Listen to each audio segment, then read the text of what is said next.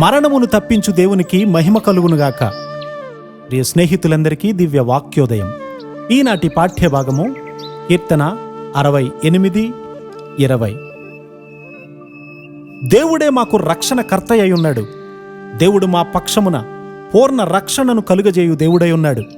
మరణమును తప్పించుట ప్రభు అయిన యెహోవా వశము. నిన్న ఉదయకాలంలో ఈ వాక్యాన్ని నేను ధ్యానిస్తూ ఉన్నప్పుడు మహా గొప్ప దేవుని సన్నిధిలో ఉన్నట్లుగా లోతైనటువంటి గ్రహింపు కలిగి ఉన్నాను. ఆయన గొప్ప దేవుడై ఉండి సకల ఐశ్వర్యములను కలిగి ఉన్నాడు కదా. తీతు 2:13 మనం చూస్తే, మహాదేవుడును మన రక్షకుడైన యేసుక్రీస్తు మహిమ యొక్క ప్రత్యక్షత కొరకు ఎదురు చూచుచు అనే మాట మనకు కనబడుతూ ఉంది. క్రైస్తవులైన మనము ఎంత ధన్యులం! మనకు గొప్ప దేవుడు ఉన్నాడు. అయితే అలాంటి గొప్ప దేవుణ్ణి ఎంత పేదవానిగా మనం లోకానికి చూపిస్తూ ఉన్నాం. ఆయన మనకు సంపూర్ణ రక్షణ అనుగ్రహిస్తారు. మన స్వంత అవసరాల చేత, మన బంధువుల యొక్క అవసరాల చేత మనం చుట్టబడి ఉన్నాం. కానీ వీటన్నిటికీ విరుగుడు ఇవ్వగలిగినటువంటి గొప్ప దేవుడున్నాడనేటువంటి గ్రహింపులోకి మనం ప్రవేశించామా లేదా?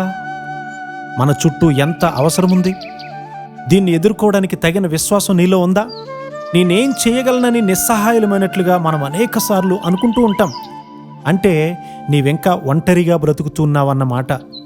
అప్పుడే నీవు ఆ విధంగా మాట్లాడతావు. మన దేవుడు ఇంకా సమాధిలో ఉంటున్నాడని అనుకుంటున్నావా? లేదు, ఆయన సజీవుడైనటువంటి దేవుడు.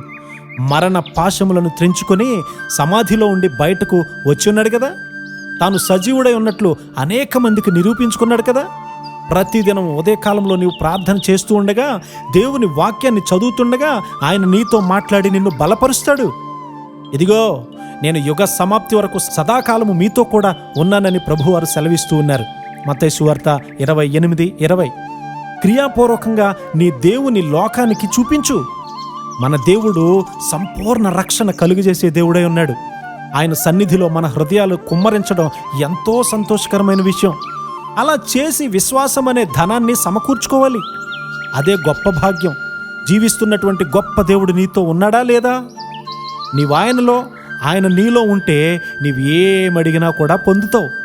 అలాంటి కృపా ధన్యత దేవుడు మనందరికీ అనుగ్రహించునుగాక. ఆమేన్.